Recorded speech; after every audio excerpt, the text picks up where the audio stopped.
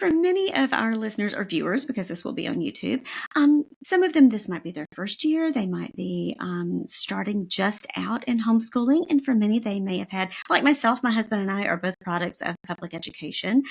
When I worked as a guidance counselor years ago, I worked in public education. And so either they're starting out as homeschoolers for those first few years, or they might be shifting back from public school into homeschool. And it's quite an adjustment at first to move away from that mindset is about the only word that I can think of to describe it.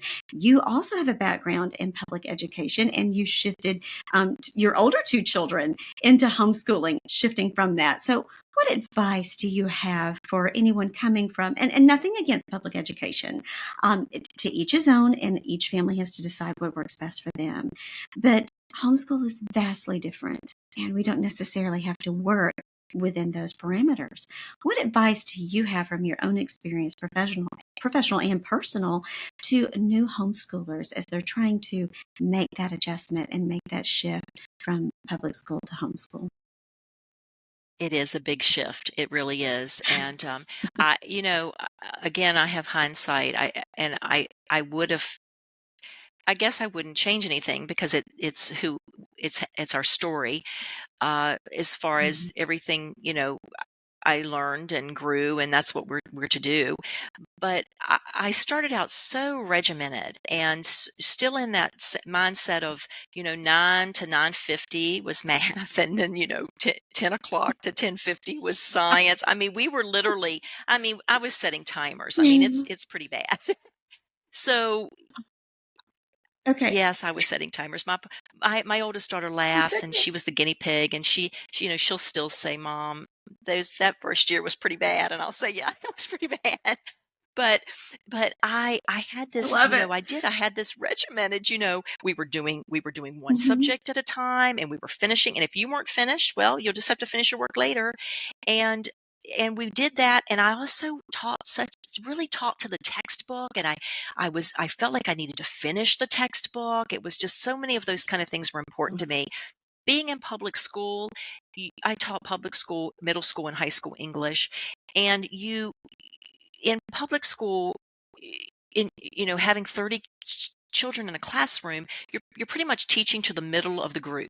You can't really teach to the high and the low because you only have 50 minutes or 45 minutes. And so you're teaching to that middle child, and you're hoping that the lower level kids jump on, and you're hoping that the upper level kids don't get tired of it or whatever, or they already know it. So it's hard. It's hard. So then I came to, our kitchen table where I just had our oldest daughter, and I wish I would have, I do wish I would have had more flexibility and more creativity. I grew into that, and, and again, it just every year it got better and better. And I learned I don't have to finish the entire textbook. I don't have to stop math at 8:50. We can go longer. Guess what? I could even have science only on Tuesdays and Thursdays, or I could just have history. We could just have a big history lesson once or twice a week, or go to the museum, and just so many creative things that came out of those years of homeschooling. And I learned to mix curriculum. I did start out with a Becca. I wanted just a Becca. Ooh, And I that's like a tough. Becca. Yeah, I know. And I like a Becca, but I didn't need to use a Becca for every subject. And I ended up doing some different things. So I guess the part about being more creative and more of an outside the box thinker, uh, I had to learn that, because as a public school teacher, that, especially in a high school English setting, it's sort of squelched because you don't have enough time, and now they have the testing where you need to just teach certain things. So, oh, it's terrible. So, you come from that. And so I did need to learn the creativity and the flexibility. And so that's what I had to work on. I think coming into it also with too high of expectations, maybe. I had just everything pretty much outlined, about this is what we're doing, this is what's going to happen this year, instead of just instead of just realizing that things happen, and um, I learned through the years that when my kids would like something, they were so interested in something, we just took a lot longer with that.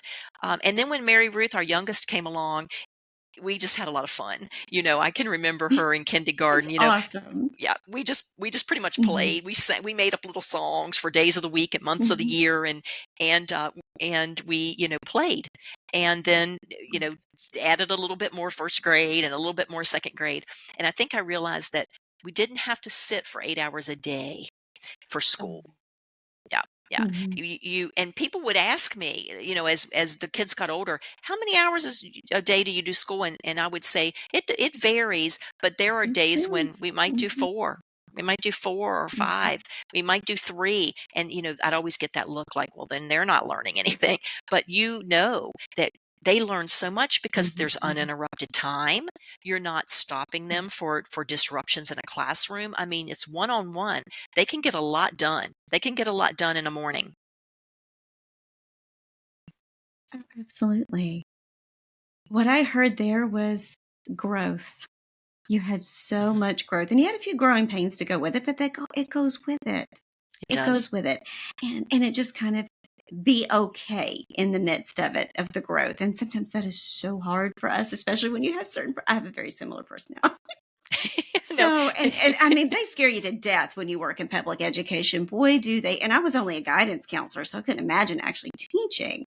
So, yeah, they scare you to death. They I know. really do, for no reason at all. But I won't go off on that rabbit trail for a minute. But you get to pursue the fun rabbit trails. You really do. And what you're really learning is that you're teaching your kids how to have a love of learning in Exactly. general. Because if you teach that and you lay that foundation, the rest is gravy. They'll come along and learn how to learn. They sure will. And You if didn't, yeah, because, they sure no, will. please go ahead. Oh, I was just going to say, not every child's a reader, but if you have a Mm-mm, reader, they learn so much when they read. And if you don't have a reader, I encourage you to do a lot of audiobooks and read alouds. mm-hmm, Read alouds are so mm-hmm, important, and that's another way that you're just together as a family. I've known families through the years that the dad has been has done the read alouds in the evenings, and I think that's really neat. I like that. I like that. My husband's not a read. He is a reader, but just with certain things. He helped me in so many ways, but that just wasn't his thing. I don't think he really that wasn't something he wanted to do, and that's okay because I did it. I it love is. doing read alouds. Oh, I do too. It's my favorite. I mean, we are vast readers. My son sort of kind of taught himself to read at 4. He sort of picked up on it, and so Wow, we just went with it. So that's how we taught it. Well, I mean, not fully taught, but he started to memorize the books we were reading, and then he started to pick up on he just was a natural reader. that's wonderful. But we do read aloud still, and it's kind of funny. My husband is not a reader. If he ever had to read anything for work, I would get an audiobook for the car because I knew that's what he would need if he needed it for management or what have you. But when we do read alouds as a family in the evenings. That's our poetry and tea time did not work. My son's like, I don't really want to do tea time, Mom. I'm like, that's fine. That did not work. Tried So it. I tried. I'm like, this looks so cool. And then he's like, no, thank you. But I'll take the cookies. I'm like, okay. So instead, we changed. We make it work for us. We do read alouds in the evening. We do that in family board games. That's our big thing. My husband works from home, but that way we reconnect together at the end as a family because Daddy has to have dinner at his desk a lot. So, that's instead of dinner together, that's how we reconnect.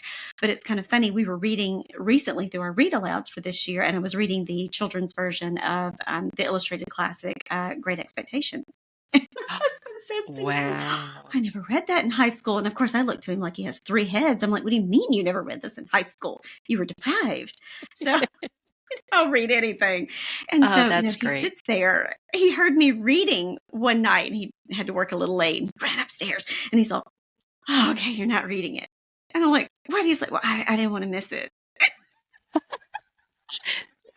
That is awesome. What a great book. That's great. And what a great story. I'm like, and you're a fan. Please pull up a chair and let's finish Great Expectations. That is And it's a wonderful. way to bond as your family. Yes. And now he has read at least or heard the children's version of Great Expectations. But yes, read aloud's another fun way to bond and let go of all Yes, those unrealistic expectations that you don't have to meet for public it is. school. It is Make so it true. your own. That's right. Make it your own. You're exactly right.